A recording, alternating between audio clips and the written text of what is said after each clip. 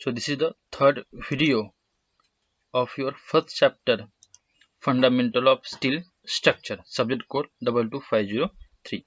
तर आपण मागच्या लेक्चरमध्ये बघितलं होतं की आपल्याला नेक्स्ट काय बघायचं आहे, तर types of load coming on the steel structure.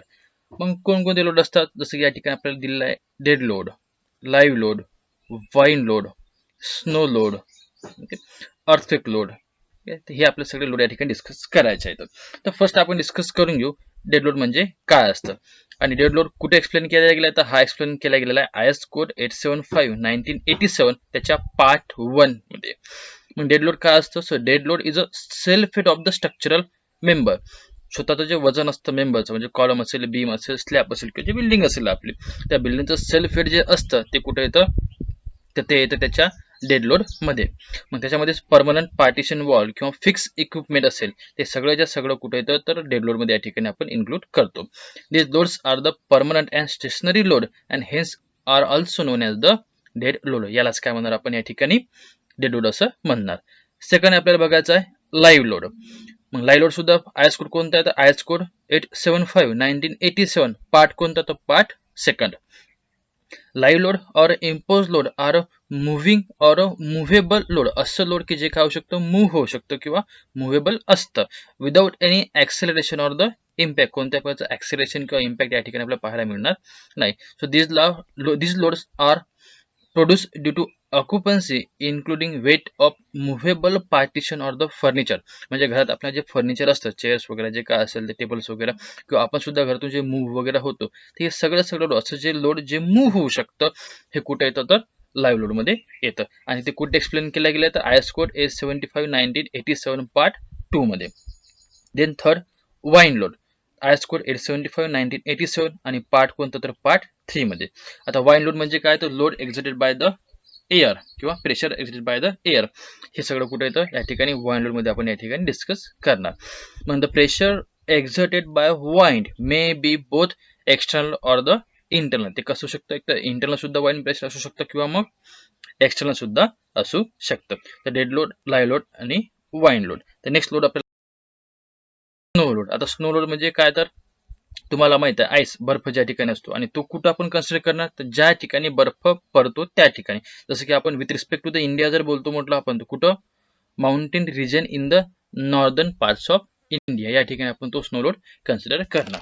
मग स्नो लोड मध्ये काय असतं, snow loads are to be consider in the mountainous region in the northern part of India. आणि याचा आयएस कोड कोणता आहे, IS code 875/1987 part 4. Next fifth आपल्याला बघायचं load due to seismic forces. Seismic force म्हणजे काय, तर सरळ अर्थक्वेक जो येतो आपला, तो फोर्स. यासाठी दोन आयएस कोड आपल्याकडे, IS code 1893/2002 and IS code 875 part 5 मध्ये आपल्याला हे सिस्मिक लोड कन्सिडर करायचं आहे, की आपण त्या ठिकाणी एक्सप्लेन केला गेलेला आहे. मग structure situated in the region subjected to earthquake shall be design to resist the horizontal force produce in the structure due to earthquake. तर आपल्याला ज्या ठिकाणी भूकंप प्रवण क्षेत्र आहे, म्हणजे ज्या ठिकाणी भूकंप होऊ शकतो किंवा अर्थक्वेक येऊ शकतो, त्याच ठिकाणी आपल्याला हे as per the IS code, जे गाईडलाईन दिलेले आहे आपल्याला आयस कोडनं, त्या गाईडलाईन नुसार आपल्याला ते लोड कन्सिडर करायचा आहे. तर हा सुद्धा खूप exam point of view important question आहे. 4 मार्काला तुम्हाला एक्झाम मध्ये बरेचदा विचारतो. State the different types of IS code with their state the different types of load with their IS codes. Okay, तर हा एक इम्पॉर्टंट क्वेश्चन. नेक्स्ट आपल्याला बघायचे आहेत इम्पॉर्टंट डेफिनेशन्स. ह्या खूप इम्पॉर्टंट डेफिनेशन आहेत ज्या एक्झाम मध्ये बरेचदा विचारल्या जातात. फर्स्ट डेफिनेशन आपल्याकडे झोन फॅक्टर. काय असतं zone factor, it is defined as a factor to obtain design spectrum depending on the pursuing seismic hazard in the zone in which structure is located. तर ज्या झोनमध्ये हे स्ट्रक्चर लोकेट आहे आणि त्याच्या अर्थक्वेकचा किंवा त्या सिस्मिकचा त्याच्यावरती किती दुष्परिणाम होतो, काय आपल्याला त्या ठिकाणी नुकसान होतं, हजार्ड्स होतं, त्याच्यावरती जो फॅक्टर आपण डिफाईन करतो त्याला म्हणणार आपण झोन फॅक्टर. सेकंड आपल्याकडे importance factor. Factor used to obtain the design seismic force depending upon the fundamental use of structure is known as importance factor. तर काय म्हणते, जे आपल्याकडे बिल्डिंग वगैरे असेल ते असेल आणि त्याचं काहीतरी फंडामेंटल यूज असेल, म्हणजे तो किती इम्पॉर्टन्स आहे आपल्यासाठी त्यासाठी त्या बिल्डिंगचा, आणि त्याच्यानुसार मग जे आपण फॅक्टरी डिझाईन करू त्याला म्हणणार आपण इम्पॉर्टन्स फॅक्टर. देन थर्ड आपल्याकडे आहे response reduction factor. It is the factor by which the actual base shear force to be reduce to obtain the design lateral force. तर शिअर फोर्स हा laterally आपण consider केलेला आहे, आणि मग आपण जो शिअर फोर्स असेल त्याच्यामध्ये आपण त्याला रिड्यूस करणार. It is the factor by which the actual base shear force to be reduce to obtain the design lateral force, याला काय म्हणणार आपण response reduction factor. The next the fundamental natural period. The fundamental natural period is the first model time period of vibration of the structure. ज्यावेळेस earthquake वगैरे काही येत असेल समजा आपल्याकडे, आणि जो बिल्डिंग असेल जे स्ट्रक्चर असेल ते व्हायब्रेट होत असेल, तर first model time period of vibration of the structure is non as the fundamental natural period. ते ह्या इम्पॉर्टंट चार डेफिनेशन, अजून काही एक दोन आहेत डेफिनेशन्स, पण त्या एवढ्या काही इम्पॉर्टंट नाही आहेत. तर मोस्टली एक मार्काला एक तुम्हाला डेफिनेशन विचारलं जातं, आणि तुम्हाला एवढंच त्याच्या ठिकाणी जेवढे या ठिकाणी स्लाइडमध्ये दिलेलं आहे तेवढंच तुम्हाला त्या ठिकाणी मेन्शन करायचं आहे. तर zone factor, importance factor, response reduction factor आणि फंडामेंटल नॅचरल पिरियड हे आपल्याकडे चार इम्पॉर्टंट डेफिनेशन्स आहेत. नेक्स्ट आपल्याला बघायचं आहे design method or methods of design. मग आपल्याकडे दोन मेथड डिझाईनच्या आहे. एक म्हणजे कोणती, तर वर्किंग स्ट्रेस मेथड, ज्याला काय म्हणणार आपण WSM, आणि सेकंड मेथड आपल्याकडे आहे या ठिकाणी लिमिट स्टेट मेथड, ज्याला म्हणतो आपण LSM. तर जे आपण जुन्या काळी यूज करत होतो ती होती WSM मेथड, आणि आपण लेटेस्ट मध्ये आता यूज करतो LSM मेथड. तर फर्स्ट आपण डिस्कस करू what is mean by working stress method. This traditional method basically assumes that the structural material stress within an elastic limit. तर जे स्ट्रक्चरल मटेरियल आहे ते मटेरियल आपण कुठपर्यंत स्ट्रेच करणार, कुठपर्यंत लोड देणार, तर आपण त्याच्या इलॅस्टिक लिमिट पर्यंत. So hence adequate safety against is insured against the working load. जे काय वर्किंग लोड आपण यूज करत असेल त्याची आपण सेफ्टी त्या ठिकाणी कन्सिडर केली. तर नेक्स्ट परमिसिबल स्ट्रेस आपण या ठिकाणी कसा काढणार, ते या ठिकाणी कसा काढणार, yield stress divided by the factor of safety. कसं करणार आपण, yield stress divided by the factor of safety. Factor of safety का तुम्हाला माहित आहे. त्याचे काही डिसएडव्हान्टेजेस आहेत त्या ठिकाणी WSM मेथडचे, आणि हे डिसएडव्हान्टेज होते म्हणूनच आपण त्या ठिकाणी LSM मेथडकडे आपण काढलेली आहे, किंवा तिकडे आपण वळलो. तर फर्स्ट डिसएडव्हान्टेजेस काय, the main assumption that stress can be kept within the permissible stress is not a realistic. मग आपण जे म्हटलेलं आहे की आपल्याला जो स्ट्रेस ठेवायचा आहे ठिकाणी कुठपर्यंत, तर परमिसिबल लिमिट पर्यंत, पण ते ऍक्च्युअल मध्ये काय तर ते पॉसिबल नाही आहे की ते आपल्याला ते प्रॉपर त्यांना ठेवता आलं नाही, हे काय तर रिअलिस्टिक नाही आहे.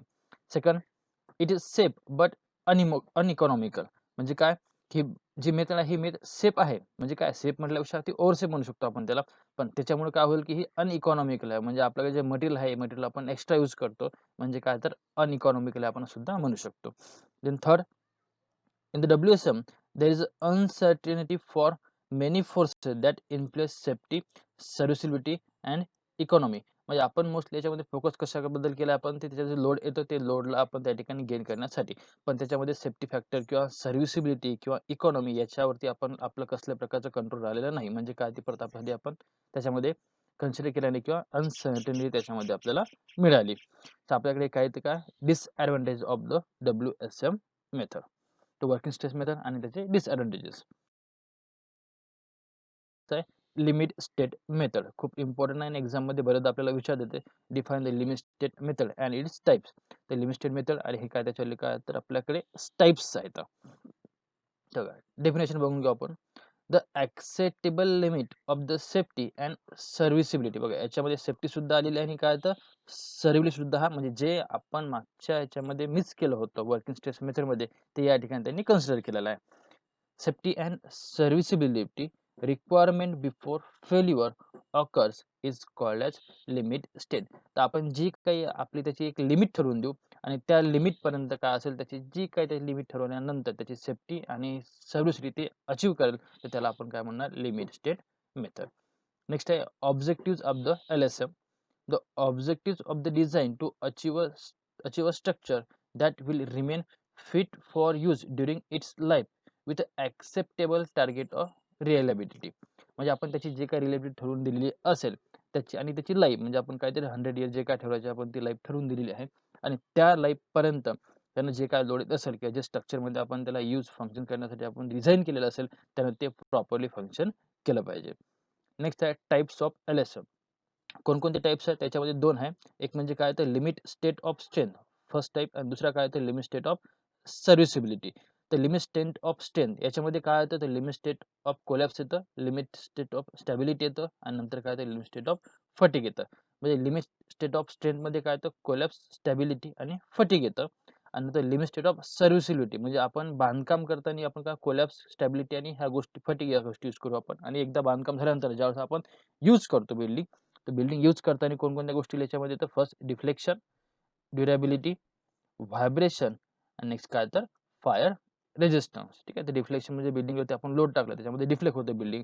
ड्युरेबिलिटी ज्या इयरसाठी पिरियडसाठी आपण ते डिझाईन केलेलं आहे त्या पिरियडमध्ये ते बिल्डिंग टिकली पाहिजे. नेक्स्ट आहे व्हायब्रेशन्स म्हणजे काय बिल्डिंगमध्ये बरेचसे आपण काय मुव्हिंग पार्ट असेल आपल्याकडे, काही मशीन लावलेलं असेल किंवा मग अर्थक्वेक वगैरे असेल तर अशामुळे काय होतं बिल्डिंगमध्ये व्हायब्रेशन्स क्रिएट होतात, तर त्याला ते सेफ्टी असलं पाहिजे. नेक्स्ट काय फायर रेजिस्टन्स, तर बिल्डिंग तुम्हाला माहिती आहे जे मटेरियल यूज करतो आपण त्या मटेरियलला सुद्धा त्याने फायर रेजिस्टन्स असलं पाहिजे. तर लिमिट स्टेट मेथड आणि वर्किंग स्टेटमध्ये हा खूप इम्पॉर्टंट क्वेश्चन आहे जो एक्झाममध्ये रिपीटेडली तुम्हाला विचारला जातात. तर तुम्हाला जर 4 मार्काला विचारलं तर एवढं तुम्ही त्या ठिकाणी नोट डाऊन करू शकता. आपल्याकडे पार्शियल सेफ्टी फॅक्टर असतं आणि ज्यावेळेस आपण प्रॉब्लेम वगैरे आपण पुढच्या चॅप्टरमध्ये नेक्स्ट चॅप्टरमध्ये सॉल्व्ह करू आपण, तर आपल्याला हे फॅक्टर्स ज्याला आपण म्हणतो partial safety factors for the material strength ज्याला आपण म्हणणार गॅमा एम, काय म्हणणार आपण त्याला गॅमा एम म्हणू, तर हे आपल्याला या ठिकाणी यूज करायचे आहे. मग काय तर फॅक्टर कोणकोणते आहेत तर पहिले बघून घ्या resistance govern by the yielding. Yielding मध्ये घेतला तर मग त्याला आपण म्हणू गॅमा एम झिरो आणि पार्शियल फॅक्टर सेफ्टी किती घेणार तर फॅक्टर ऑफ सेफ्टी 1.1. नंतर resistance of member to the buckling, buckling मध्ये घेतला तर गॅमा एम झिरो किती घेणार 1.1. नंतर resistance govern by the ultimate stress म्हणजे काय तर गॅमा M1 आणि तो किती घेणार तर 1.1 या ठिकाणी आपल्याला घ्यायचा आहे. नेक्स्ट आपल्याला बघायचं आहे resistance of the connection, shop fabrication आणि फील्ड फॅब्रिकेशन. म्हणजे आपल्याला जर कोणता मेंबर एखाद्या फॅक्टरीमध्ये जर कन्स्ट्रक्ट करायचं असेल तर त्याला आपण म्हणू शॉप फॅब्रिकेशन, म्हणजे आपल्याला वेल्डिंग करायचं आहे, त्याला तयार करायचं मटेरियलला मेंबरला आपल्याला कॉलम बीम वगैरे असेल तर कुठे शॉपमध्ये किंवा फॅक्टरीमध्ये केला असेल तर त्याला आपण शॉप फॅब्रिकेशन म्हणू. आणि आपल्या साईडवरती जर कन्स्ट्रक्शन केलं असेल त्याला म्हणून आपण फील्ड फॅब्रिकेशन. तर bolt type, bolt friction type म्हणजे आपण जो बोल्ट यूज आहे कनेक्शन करण्यासाठी दोन मेंबर म्हणजे एक बीम दुसरा बीम एकमेकाला कनेक्ट करण्यासाठी आपण त्याला बोल्ट यूज केलं असेल तर त्याला म्हणून आपण bolt friction type gamma MF. तर शॉपमध्ये सुद्धा 1.25 फॅक्टर ऑफ सेफ्टी आणि फील्डसाठी किती आता 1.25. नंतर bolt bearing time gamma MB किती तर 1.25 आणि 1.25. नंतर रिवेट्स, रिवेट्स तुम्हाला माहिती आहे बोल्ट आणि रिवेट. नंतर गॅमा MR, गॅमा म्हणजे काय तर फॅक्टर ऑफ सेफ्टी म्हणून आपण, एम म्हणजे काय तर मटेरियल, आर म्हणजे काय म्हणू शकतो आपण त्याला तर रिवेट. या ठिकाणी बी म्हणजे काय तर बोल्ट आणि हा सुद्धा काय तर बोल्ट पण कोणता बोल्ट आहे फ्रिक्शन टाईप. नंतर रिवेट्स गॅमा MR यासाठी दोन्ही काय तर 1.25 आणि 1.25 आहे. नंतर आहे वेल्डिंगसाठी, तर वेल्डिंगसाठी बघा दोन आहे मेन गोष्ट म्हणजे काय तर एक आहे आपल्याकडे शॉप फॅब्रिकेशनसाठी किती आहे तर 1.25 आणि फील्ड फॅब्रिकेशनसाठी किती आहे 1.50.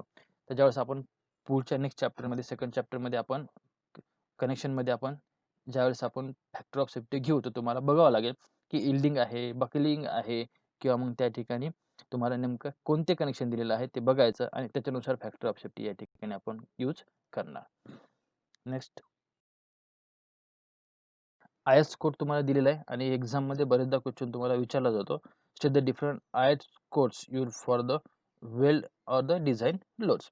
तर जसं की पहिला IS कोड यूज केलेला आहे IS कोड 800-2000. कसा यूज करतो आपण हा code of practice for general construction in the steel. तर स्टीलमध्ये जो यूज केलेला आपण तो कोणता यूज करतो IS कोड 800-2000. नंतर आहे IS कोड 87.1987 आपण बघितलेलं याच्यामध्ये code of practice for design load of the load for building and structure. तर IS कोड 875-1987 हा काय सांगतो तुम्हाला डिफरंट टाइप्स ऑफ लोड सांगतो. तर पार्ट 1 असेल तर डेड लोड, पार्ट 2 असेल तर इम्पोज लोड किंवा आपण त्याला लाईव्ह लोड म्हटलं होतं, पार्ट 3 असेल तर वाईन लोड, पार्ट 4 असेल तर स्नो लोड आणि पार्ट 5 होता तर कोणता तो आपला सिस्मिक लोड. नंतर special loads and load combination. Then IS code 1893-2002 याच कशासाठी यूज करतो आपण तर criteria for the earthquake resistant design of the structure. Next आहे IS कोड 808-1983 थर्ड रिव्हिजन. हे कसे यूज करतो आपण, the dimensions for hot roll steel beams, columns, channels and the angle section. याच्यामध्ये जे आपण सेक्शन यूज करतो त्या सेक्शन यूज केल्यामध्ये त्याच्यामध्ये जे काही डिफरंट त्याच्यावर काय असेल, क्रायटेरिया असेल, त्याचा वेट असेल, सगळं डायमेन्शन आपल्याला या ठिकाणी त्याचे मिळून जातील. नेक्स्ट फिफ्थ आहे आपल्याकडे IS code 816, criteria for the size of weld and stresses in the weld. ते आयएस कोड 816 मध्ये काय सांगतं आपल्याला, तर आपल्याला सांगते जे वेल्डिंग करतो आपण, ते वेल्डिंग म्हणजे कनेक्शन करताना आपण जे वेल्डिंग करतो, तर वेल्डिंग करताना आपल्याला त्याच्यामध्ये बेसिकली कोणकोणत्या प्रकारचं वेल्डिंगचे साईज असेल, शॉप वेल्ड असेल, फील्ड वेल्ड असेल, त्याचा क्रायटेरिया काय असतो, त्याच्यामध्ये आपण किती स्ट्रेसेस द्यायला पाहिजे, किती लेंथ द्यायला पाहिजे, हे सगळं आपल्याला त्या ठिकाणी ते सांगितलेलं आहे. नंतर आयएस कोड 1363, याच्यामध्ये फॉर द ब्लॅक बोल्ट सुद्धा टाईप आहे, ते आपण नेक्स्ट चॅप्टरमध्ये डिस्कस करू आपण. तर ह्याच्यामध्ये आपल्याला काय सांगणार, तर फॉर द ब्लॅक बोल्ट बद्दल आपण डिस्कस केलं, साईज काय असेल, शेप काय असेल, नट बोल्ट वगैरे सगळं आपल्याला त्या ठिकाणी डिस्कस केलेलं असेल. तर हा सुद्धा एक्झाममध्ये तुम्हाला बरेचदा आणि रिपीटेडली विचारला गेलेला क्वेश्चन आहे, what are the different types of IS code use in the design.